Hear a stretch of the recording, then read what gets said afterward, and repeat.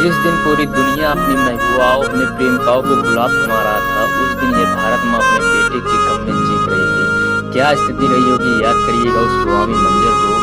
केवल 6 पंक्तियों में पूरे भारत का दर्द पिरोता हूँ कि अटल हिमालय मायूस दिखा था, मलय कौन रुकी रुकी थी, कुतुब मीनार की शान और शौकत मानो उस दिन झुकी झुकी थी। लाल किला और ताजमहल जाए कि सब खो गए थे, हिंद आसमी चाहे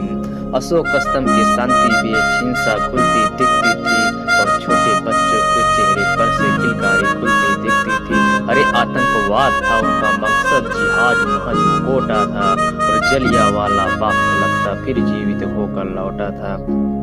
देखिए, अक्सर बातों बातों में कह दिया जाता है कि उस पुलवामा मंजर पर, उस पुलवामा माटी पर 44 जवान शहीद हुए थे, लेकिन मांग सिंदूर का जला था जली थी राखी।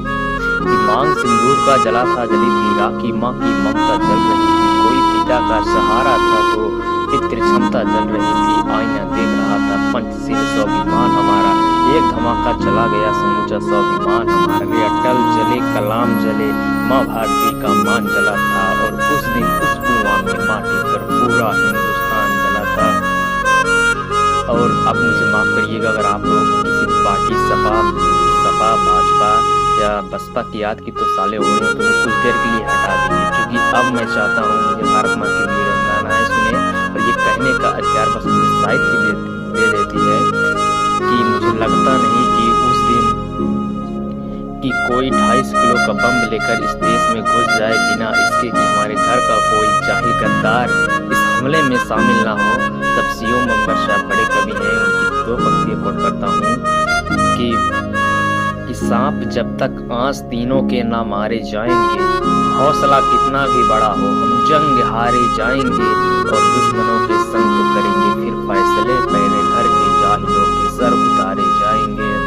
लेकिन साहब, जब मैंने पिछली बार ये पढ़ा तो वहाँ से कई लोगों ने ये पूछा कि आप एक राज्य को ही गद्दार क्यों बता रहे हैं। तो मैं किसी एक राज्य को गद्दार नहीं बता रहा हूँ, लेकिन साहब जब तक हाथों में पत्थर और चौराहों पर पाके झंडे होंगे, इशारा समझिएगा साहब, अगर हमारे जवान सर पे पहने हेलमेट और हाथ में राइफलें लिए हुए